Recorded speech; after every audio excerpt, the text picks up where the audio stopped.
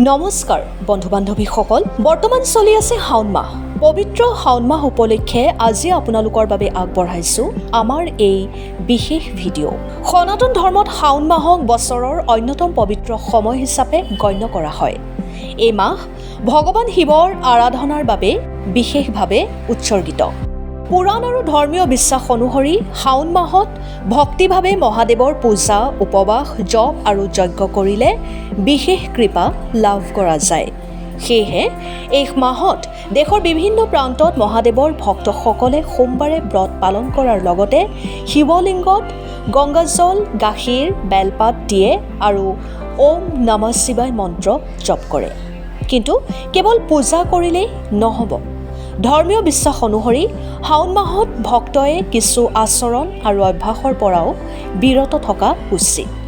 বিশ্বাস অনুসৰি এনে কিছুমান নিয়ম পালন কৰিলে জীৱনলৈ ইতিবাচক পৰিৱৰ্তন অহাৰ লগতে শিৱ পাৰ্বতীৰ আশীৰ্বাদ লাভৰ সম্ভাৱনা থাকে। সেই অনুসৰি এতিয়া আপোনালোকক জনাব বিচাৰিম তেনে কিছু নিয়মৰ বিষয়ে। বিশ্বাস অনুসৰি শাওণ মাহত পুৱা দেৰিলৈকে শুব নালাগে। সূৰ্যোদয়ৰ পিছত দেৰিলৈকে শুই থকাটো শুভ বুলি ধৰা নহয়। বিশ্বাস অনুসৰি পুৱা শোৱাৰ পৰা উঠি স্নান কৰি শিৱৰ নাম স্মৰণ কৰিলে মন আৰু পৰিৱেশ পবিত্ৰ হৈ থাকে। সেয়েহে ব্ৰহ্মপুৱাতে উঠি ধ্যান, প্ৰাৰ্থনা বা শিৱ মন্ত্ৰ জপ কৰাৰ কথা পুৰাণত উল্লেখ আছে, যাক আত্মনিয়ন্ত্ৰণ আৰু মানসিক শান্তিৰ প্ৰতীক হিচাপে গণ্য কৰা হৈছে।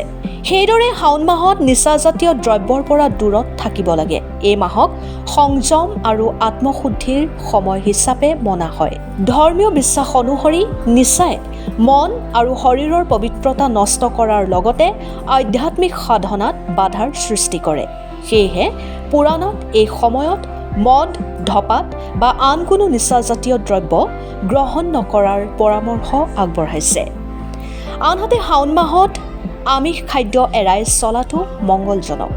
বহু ভক্তই শাওণ মাহত নিৰামিষ আহাৰ গ্ৰহণ কৰে, আনকি পিঁয়াজ, নহৰু আদিও এৰাই চলে।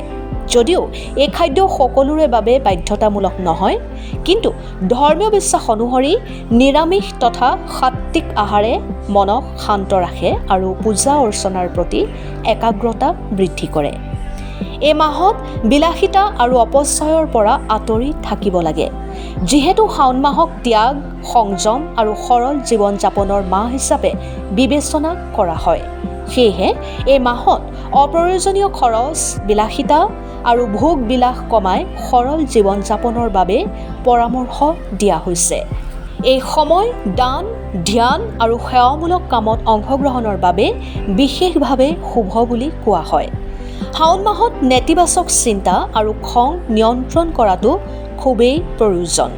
ধৰ্মীয় বিশ্বাস অনুসৰি শাওণ মাহত হিংসা, খং, ঈৰ্ষা, অহংকাৰ আৰু নেতিবাচক চিন্তাৰ পৰা দূৰত থকাটো উচিত। তাৰ লগতে এই সময়ত ক্ষমাশীল, ধৈৰ্য, সহমৰ্মিতা আৰু ইতিবাচক মনোভাৱ বজাই ৰখাৰ চেষ্টা কৰিব লাগে।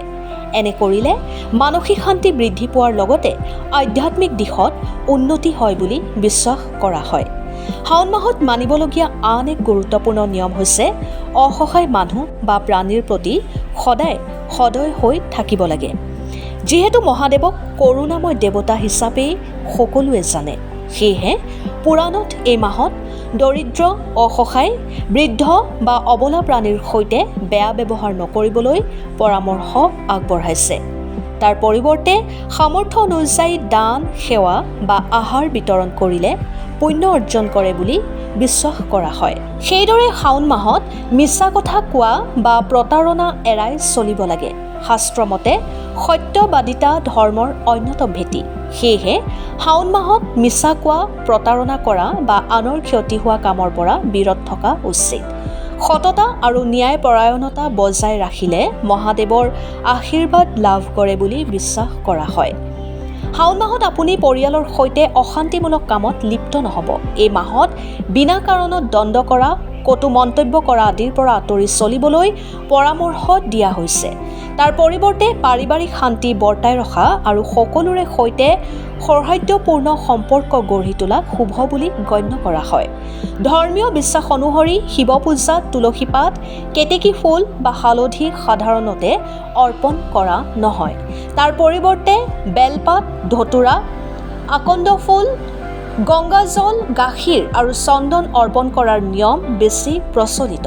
সেয়েহে এই মাহত শিৱ পূজাত নিষিদ্ধ দ্ৰব্য ব্যৱহাৰ কৰাটো একেবাৰেই অনুচিত, অন্যথা ক্ষুব্ধিত হ'ব পাৰে মহাদেৱ। সেইদৰে শাওণ মাহত শৰীৰ, মন আৰু পূজাৰ স্থান পৰিষ্কাৰ কৰি ৰখাটো বিশেষ গুৰুত্বপূৰ্ণ বুলি কোৱা হয়। সেয়েহে পৰিষ্কাৰ পোছাক পৰিধান, শুদ্ধ মন আৰু ভক্তিভাৱে পূজা কৰিলে অধিক ফলদায়ক হয় বুলি ধৰ্মীয় বিশ্বাস আছে।